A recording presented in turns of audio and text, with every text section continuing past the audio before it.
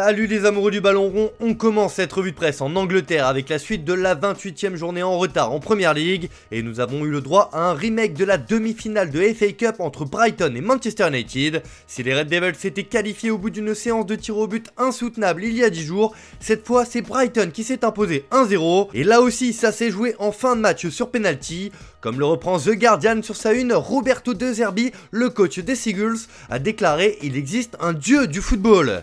De Zerbi se réjouit de la revanche en penalty de Brighton, écrit le quotidien. Le Daily Mirror met en avant le sauveur Alexis McAllister et placarde Max the Knife en référence à la chanson de Bobby Darin. Le penalty de McAllister en fin de match donne à Brighton une victoire méritée sur United qui n'a rien fait d'autre que de gaspiller, juge le tabloïd. Le Manchester Evening News estime que les joueurs d'Eric Ten Hag ont été pris la main dans le sac en faisant référence à la main de Bruno Fernandes et le penalty accordé par la VAR. Enfin, le Daily Mail estime que la vengeance est douce pour Brighton qui monte à la 6ème place du classement et réalise une saison exceptionnelle en Première Ligue. On prend la direction de l'Italie où c'est tout un pays qui se soulève ce matin. Et oui, ça y est, 33 ans après, le Napoli est champion de Serie A. Le club du Vésuve a concédé un match nul 1-1 sur la pelouse de l'Udinese hier soir, suffisant pour être sacré champion d'Italie. Pour la Gazzetta dello Sport, aucun doute, Naples est au paradis, champion pour la 3e fois avec un triomphe en larmes. La longue attente de Spalletti est récompensée, écrit le journal au papier rose. Pour Il Corriere dello Sport, les champions de Naples s'inclinent devant une ville en folie, 33 ans après un scudetto sans précédent remporté par l'équipe de l'inarrêtable.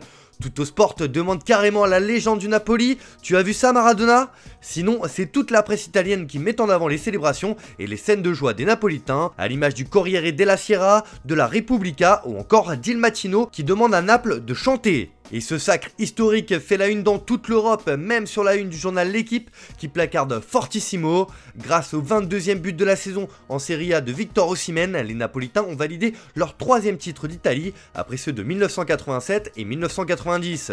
Au Portugal aussi sur la couverture de Record on met ce titre en avant. Marca se réjouit également du sacre du Napoli 33 ans plus tard. Même chose sur la une de Mundo Deportivo qui revient sur cet événement historique pour une ville, un club totalement ivre de bonheur. En Espagne, le Real Madrid va faire face à une fin de saison canon avec 2 titres à jouer dans les prochaines semaines. Et comme l'annonce Marca ce matin, Carlo Ancelotti a un rêve.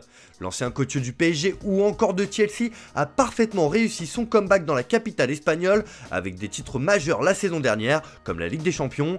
Mais vous vous en doutez, il est loin d'être rassasié. En effet, le quotidien madrilène nous indique qu'il a un objectif un peu fou, dépasser Zidane. L'Italien a pour objectif de remporter 6 titres différents en 16 mois. S'il n'y parvient pas, il lui manquera un titre pour atteindre les 11 de Zidane. Un sacré défi, mais il peut commencer dès demain contre Osasuna en finale de Coupe du Roi. On reste en Espagne, mais en Catalogne, où comme souvent il est question du mercato du FC Barcelone. Et ce matin, le journal Sport annonce les 6 transferts que doit absolument réaliser le club Blaugrana. Évidemment, en figure de proue, on retrouve Lionel Messi. Le Barça veut renforcer son équipe pour être compétitif en Europe. Messi est la priorité, ainsi qu'un défenseur central, 2 milieux de terrain et 2 attaquants. On retrouve ainsi Inigo Martinez, Victor Roque, Ruben Neves, Yannick Carrasco et Ilkay Gundogan. De son côté, Mundo Deportivo rapporte que le Barça fonce aussi sur Sofiane Amrabat, le nouveau Busquets. Le Marocain est le meilleur candidat pour renforcer le milieu de terrain Blaugrana au poste de numéro 6 la saison prochaine.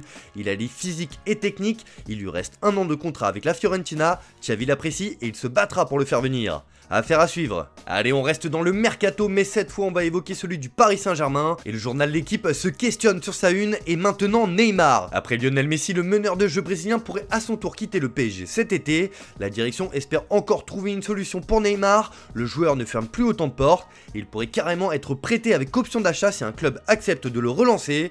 Une décision forte de la part des dirigeants, mais sera-t-elle possible? Rien n'est moins sûr. Mais en tout cas, peu de clubs peuvent s'offrir le brésilien et selon 90 minutes, Newcastle explore la piste.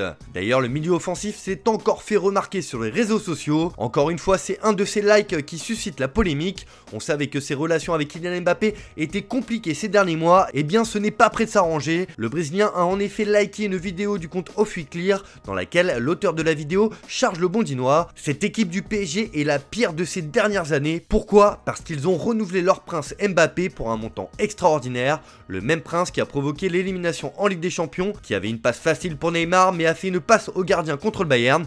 Il pense qu'il est le dieu maintenant. Neymar sait faire passer ses messages. Voilà, c'est tout pour ce matin. Bonne journée à tous, merci de votre fidélité. On se retrouve cet après-midi pour le JT Foot Mercato.